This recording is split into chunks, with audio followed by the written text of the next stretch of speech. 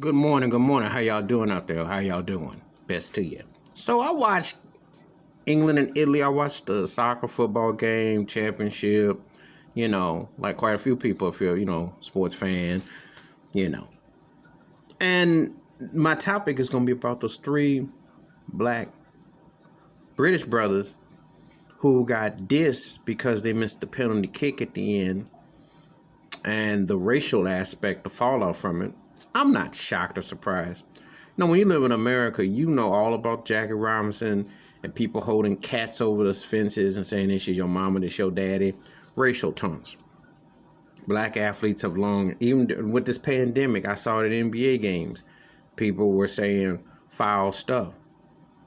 Now, England always comes across prim and proper, and they always come across like they're above that.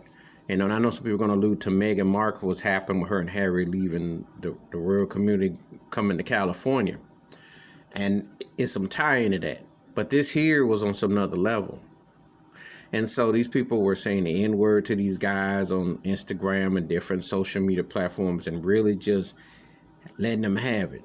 They were showing their ugly recipe side of what's always been there. And there are some of the Britons who are appalled by it. Because they're not, some people got this illusion, well, that happens in America, it would not happen here.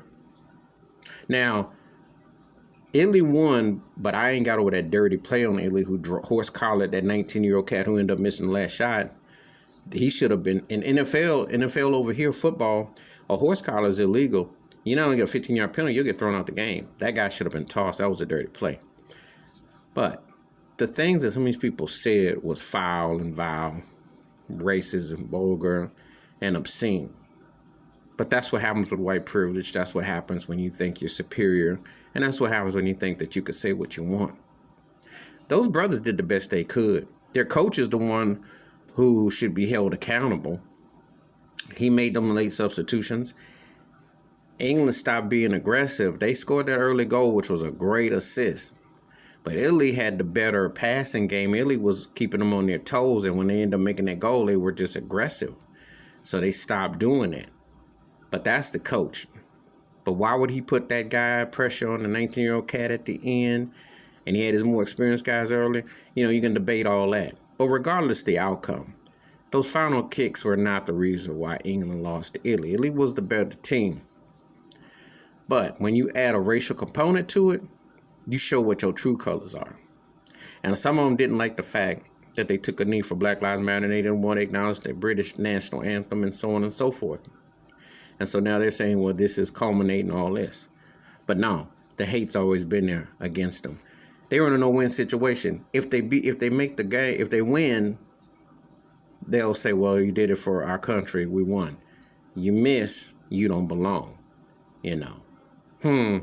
England sounds a lot like America. Because remember, in America, we're hyphenated Americans. We're not fully American. And over there, the brothers over there got a taste of reality, what we've been dealing with for over 400 plus years. If you don't win one for the country, you're on the picture frame, but we really don't want you, but we sure want your services. Think about it. Please hit the like, subscribe, or welcome thoughts and comments, and I do respond. Thank you. Wash your hands, keep your mind clear, watch out for one another, and the more things look like they're over here, they're also over there. Just the denial, the reality. The days of reckoning was showing their true head. I'm out.